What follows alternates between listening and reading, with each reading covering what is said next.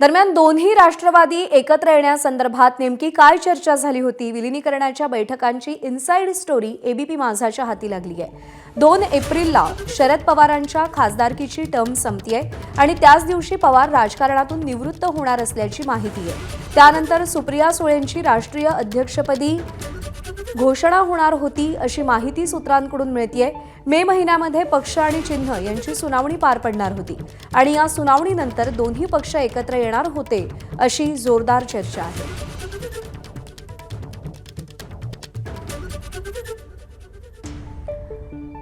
कृष्णा केंडे आपले प्रतिनिधी आपल्याला या सगळ्या संदर्भात अधिक माहिती देतील।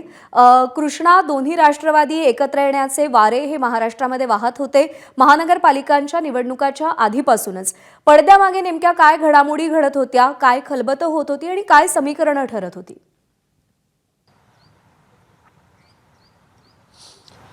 प्रज्ञा, आपण पाहिलं तर या वर्षामध्ये जवळपास 71 खासदार आहेत, त्यांचा कार्यकाळ संपतो आहे आणि एप्रिल महिन्यामध्ये 37 खासदारांचा कार्यकाळ संपतोय, ज्यामध्ये महाराष्ट्रातल्या अनेक दिग्गजांचा समावेश आहे। त्यामध्ये शरद पवार यांचा देखील समावेश आहे आणि इतर जे खासदार असतील, मग भागवत कराड आहेत, धैर्यशील पाटील आहेत, त्यानंतर आठवले आहेत आणि या सगळ्यांचा कार्यकाळ 2 एप्रिलला संपतो आहे।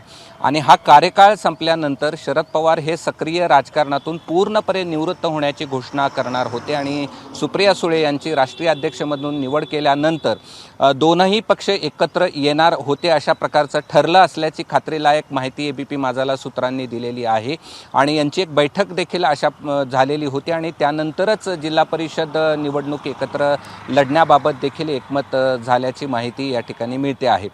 या सगळ्यामध्ये आपण पाहिलं तर चिन्हाची सुनावणी या ठिकाणी काही काळ पुढे ढकलायचे आणि त्यानंतर एकत्रीकरण करायचं आणि तशा प्रकारची घोषणा करायची अशी एकमत या ठिकाणी सर्वांमध्ये झालं असल्याची माहिती आहे आणि ज्यामध्ये सुप्रिया सुळे ह्या राष्ट्रीय राजकारणामध्ये सक्रिय राहतील तर अजित पवार यांनी राज्याचं राजकारण पाहावं आणि अशा प्रकारचं दोघांचं एकमत झालेलं होतं आणि दोनही पक्ष एकत्र येऊन हे सगळी पुढची वाटचाल करणार होते अशा प्रकारची माहिती खात्रीलायक सूत्रांनी एबीपी माझाला या ठिकाणी दिलेली आहे। आणि आता या सगळ्यामध्ये अजित पवार यांचं निधन झालंय, आता हा प्रक्रिया पुढे कशी पार पाडते हे पाहणं महत्त्वाचं आहे। मात्र एकमत दोघांचंही झालेलं होतं, राष्ट्रीय राजकारण कोणी पाहायचं, राज्यातलं राजकारण कोणी पाहायचं आणि हे एकत्र येण्याबाबतचा या संदर्भातले देखील ठरलेलं होतं अशा प्रकारची माहिती मिळते। आणि याला जो मुहूर्त होता तो शरद पवार यांच्या राज्यसभेचा कार्यकाळ ज्या दिवशी संपतोय त्या दिवशी ते सक्रिय राजकारणातून निवृत्त होतील आणि त्यानंतर ही सगळी प्रक्रिया पार पडेल अशी खात्रीलायक सूत्रांनी एबीपी माझाला माहिती दिली आहे। प्रज्ञा।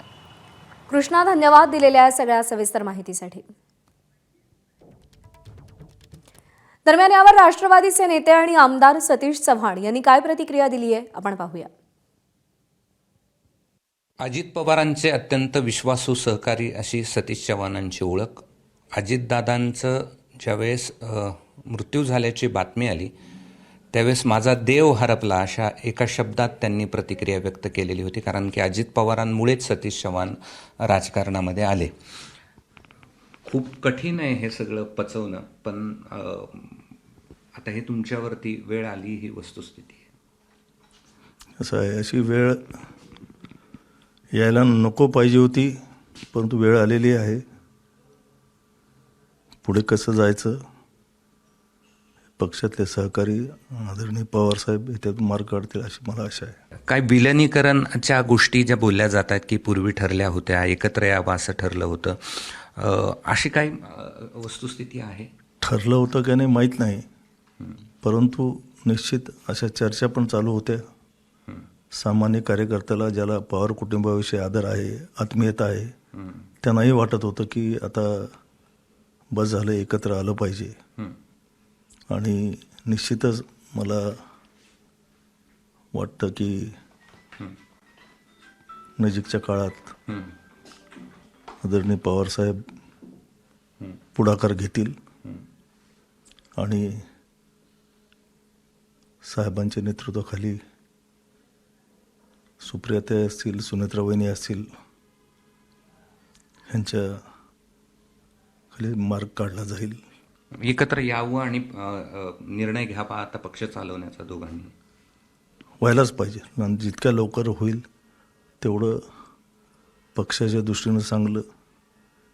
जे कार्यकर्ते अजितदादांनी घडवले, जे अजितदादाशिवाय राजकारणाचा विचारही करू शकत नाहीत, अशापैकी मी आहे. त्यांना सगळ्यांनाच असंच वाटतं. त्यांचं असं म्हणणं आहे की आता पवार कुटुंबियांनी एकत्र आलं पाहिजे आणि शरद पवारांनी पुन्हा एकदा पक्षाचं नेतृत्व केलं पाहिजे.